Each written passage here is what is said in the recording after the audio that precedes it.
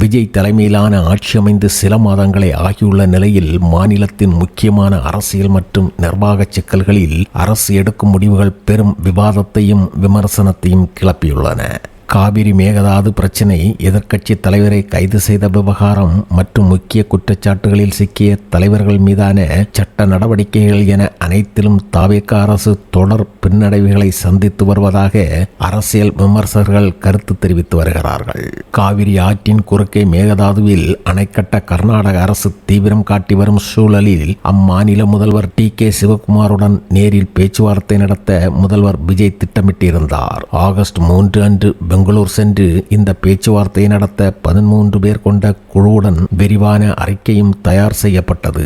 ஆனால் தற்போதைய சூழல் பேச்சுவார்த்தைக்கு சாதகமாக இல்லை, நீங்கள் அதனால் வரவேண்டாம், இப்போதைக்கு விஜய் கர்நாடகா வந்தால் சரியாக இருக்காது என கூறி இந்த பயணத்தை ஒத்திவைக்குமாறு கர்நாடக முதல்வர் டி.கே. சிவகுமார் கோரிக்கை விடுத்தார். ஏற்கனவே தமிழ்நாடு சட்டமன்றத்தில் மேகதாதுவுக்கு எதிராக தீர்மானம் நிறைவேற்றப்பட்ட நிலையில் தனிப்பட்ட முறையில் பேச்சுவார்த்தை நடத்த முயன்றது மாநிலத்தின் உரிமையை நீர்த்து போக செய்யும் என எதிர்க்கட்சியான திமுக கடுமையாக குற்றம் சாட்டியது. இதை மீறி பெங்களூர் செல்ல திட்டமிட்டிருந்த விஜய்க்கு அந்த பயணமும் ரத்தானது.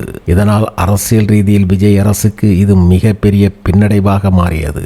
தஞ்சாவூரில் நடைபெற்ற காவிரி நீர் உரிமை போராட்டத்தின் போது உதயநிதி ஸ்டாலின் பேசிய சர்ச்சைக்குரிய கருத்துக்கள் தொடர்பாக தாவேகா மகளிர் அணியினர் புகார் அளித்தனர். இதன் அடிப்படையில் சட்டமன்ற பட்ஜெட் கூட்டத்தொடர் தொடங்குவதற்கு முன்பாக உதயநிதி ஸ்டாலினை காவல்துறை அதிரடியாக கைது செய்தது. இருப்பினும் இந்த கைதை எதிர்த்து திமுக சார்பில் தொடரப்பட்ட அவசர வழக்கை விசாரித்த சென்னை உயர்நீதிமன்றம் விசாரணையை முடித்து உதயநிதியை உடனடியாக விடுதலை செய்ய உத்தரவிட்டது. பட்ஜெட் கூட்டத்தொடரில் முக்கிய கேள்விகளை எழுப்புவதை தவிர்க்கவே அரசு இந்த கைதை மேற்கொண்டதாக திமுக வழக்கறிஞர்கள் குற்றம் சாட்டினர். எதிர்க்கட்சி தலைவரை சட்டப்பூர்வமாக சிறையில் வைக்க முடியாமல் காவல்துறை திருப்பி அனுப்பியது தாவேகா அரசின் அவசரகோல நிர்வாக நடவடிக்கையை வெளிச்சம் போட்டு காட்டியுள்ளது. முக்கியமாக உதயநிதிக்கு இது கூடுதல் மைலேஜ் கொடுத்தது, திமுகவிற்கும் கூடுதல் ஊக்கத்தை கொடுத்துள்ளது.